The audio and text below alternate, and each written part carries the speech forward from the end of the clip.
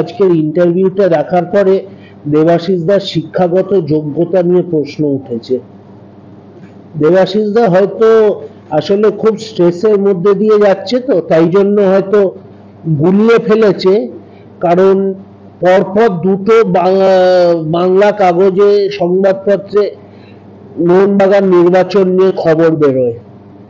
পরশুদিন যে কাগজটা বেরিয়েছিল, একটা বাংলা দৈনিক, তার হেডিং এ ক্লিয়ারলি লেখা ছিল মোহনবাগান নির্বাচন ঘিরে তৃণমূলে গৃহযুদ্ধ, আসরে সিপিএমও। এটা 15ই মে সকালবেলা একটি বাংলা দৈনিকের হেডিং। গতকাল সংবাদ প্রতিদিন যে স্টোরিটা বার করে, সেখানে লেখা আছে মোহনবাগান ভোটে উৎসাহ, দত্তকে মদত করে দখলের চেষ্টায় বিজেপি। তবে একটা কাগজ সিপিএম লিখেছিল, একটা কাগজ বিজেপি লিখছে। এটা তো একটা স্টোরির অ্যাঙ্গেল। এবং আমাদের কাগজ যে সংবাদ প্রতিদিনে যথেষ্ট যুক্তি আছে যে কেন বিজেপি বলা হয়েছে। এবং উনি বলেছেন আমরা নাকি মমতা ব্যানার্জিকে এবং তৃণমূল কংগ্রেসের ব্যাপারে খারাপ বলেছি। আসলে উনি এটা গুলিয়ে ফেলেছে। অ্যাকচুয়ালি দেবাশিস বাবু গুলিয়ে ফেলেছিলেন কোন বাংলা কাগজে কি বেরিয়েছে। ওনার এমনি সময় হয়তো এই ভুল হতো না, কারণ আজকে উনি তো এখন ইলেকশনের প্রেসারে আছেন, তাই জন্য হয়তো এই ভুলটা করেছেন। আর যেভাবে উনি, আমি প্রেস কনফারেন্স দেখেছি, যেভাবে উনি ওনার ব্যক্তিগতভাবে আক্রমণ করেছেন, সেটা আমি ওনার কাছে মোটেও বাঞ্ছনীয় নয়।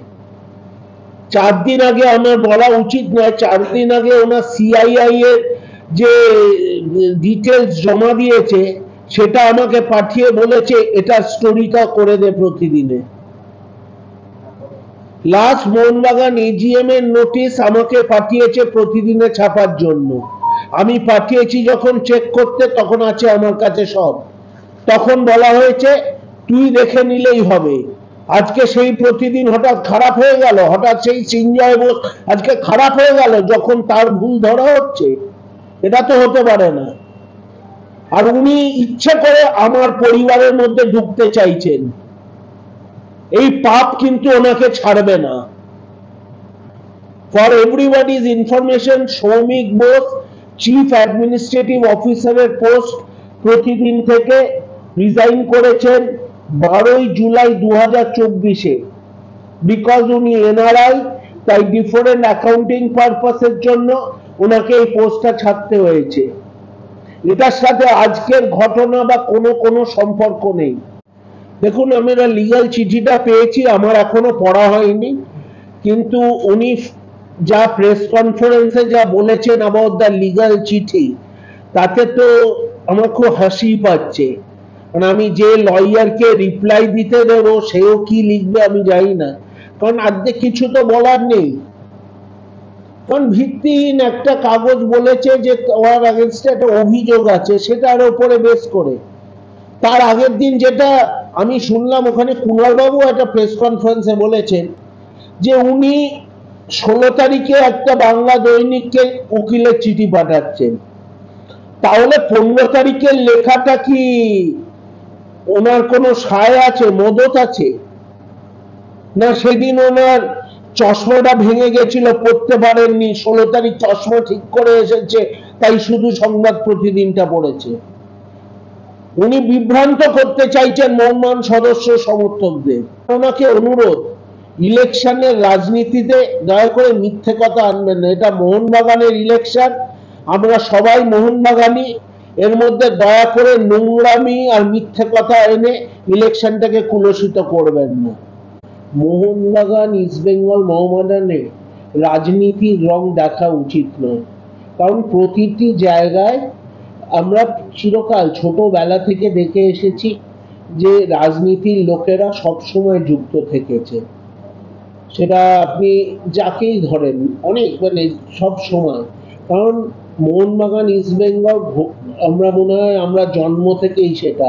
তার পরবর্তী ক্ষেত্রে যখন রাজনীতির মাঠে যাই, তখন সেইটা তো আর মোহনবাগান, ইস্ট বেঙ্গল আমরা ছেড়ে দিতে পারি না। সো এটা তো অলওয়েজ বাংলার ফুটবলে মোহনবাগান, ইস্ট বেঙ্গলের সাথে ধারাবাহিকভাবে এই অ্যাসোসিয়েশন হয়ে এসেছে। তো আমার মনে হয় না এটাকে অন্যভাবে দেখা উচিত, এবং এটাকে সেই মানুষকে দেখা উচিত যে কে এসেছে, কে তার কি অবদান হবে ক্লাবে, সেই দিকটা দেখা উচিত ইনস্টেড অফ তার রাজনীতির রং। কিন্তু এটা টুটু বসুর পদত্যাগ, আর এটা ক্লাবের ব্যাপার যে ওরা অ্যাকসেপ্ট করবে কি করবে না, সো এটা তাদের ব্যাপার। টুটু বাবু তার মোরালি তিনি ঠিক কাজ করতে চেয়েছেন, যে তিনি রেজিগনেশন দিয়ে তিনি ভোট প্রচারে নেমেছেন। সো এই নিয়ে আমি আর কোনো কিছু বলতে চাই না। আমি মোহনবাগানে সবাই দাঁড়াতে পারে, এটা মোহনবাগান ক্লাবের ইলেকশন, এবং এখানে আমি চাই না যে কোনো এমন সম্পর্ক হোক কারোর মধ্যে যে আগামী দিনে তার প্রভাব থাকবে। আজকে আমরা যে হেরে যাবে, যে জিতবে, সবাই মিলে যেন আমরা ক্লাব করতে পারি।